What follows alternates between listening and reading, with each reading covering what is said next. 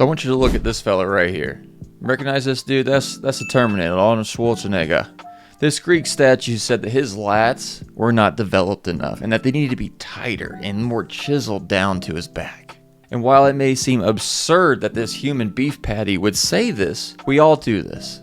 The more something that matters to us, whether that be your body like Arnold, music, getting good grades, climbing the corporate ladder, or hell, even raising your kids. Whatever that thing is that we care about so much, we tend to nitpick, only find the flaws, and compare ourselves to others. So in this video, we'll try to help us find a better balance so you can get better at the thing that you still love, but enjoy the process more so we don't continually beat ourselves up and feel dissatisfied. So the first thing we want to answer is, so why are we so hard on ourselves naturally to begin with?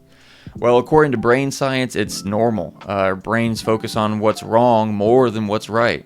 The brain sees problems as a possible threat to our survival, even though in this day and age, whatever that thing may be is probably not going to kill you. And then the things that are good, your brain doesn't care as much because, it's fine. It's not going to kill us, and no need to remember. And that's exactly why when you get 9 things right and 1 thing wrong, you focus on the one thing. Now, if we are not aware of our brain's natural tendency to do this, it can become a habit, and then you get tunnel vision and obsess over your flaws. And you have those thoughts all the time of, I'm no good, I need to be better, why am I doing it this way?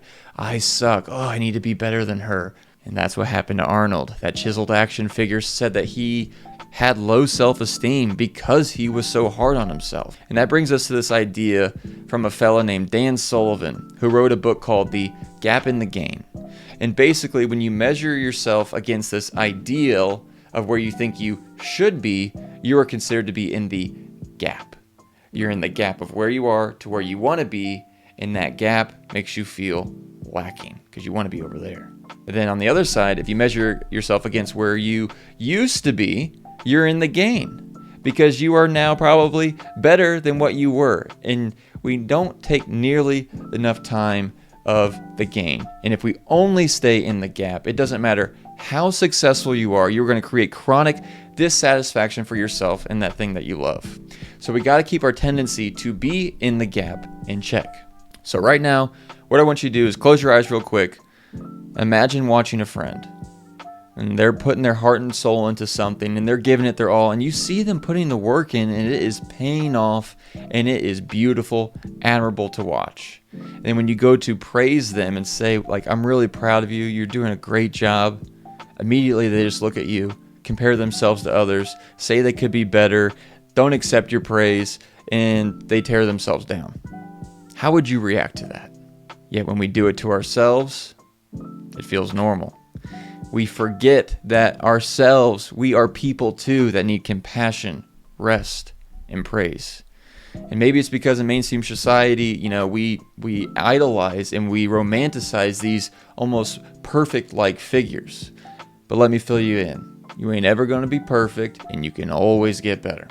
So that's what I have, and if you've made it this far, maybe you'd like to hear a story before we close out that actually was the inspiration for this here video. So I saw a YouTube short of a man who was a dancer his entire life, and he said how hard he was during his time of dancing, and he was always in the gap, so to speak. And now when he watches himself back, when he's watching his dancing, he's 96 years old, and he says he's a whole lot better than he gave himself credit for. And like our 96-year-old dancer, you too are probably better than you think. And you don't have to wait a lifetime to see it. Don't wait until your passion is a memory to appreciate it. You can do it now. So as someone who struggles with this myself, this is not only good to hopefully remind you guys, but a reminder for myself.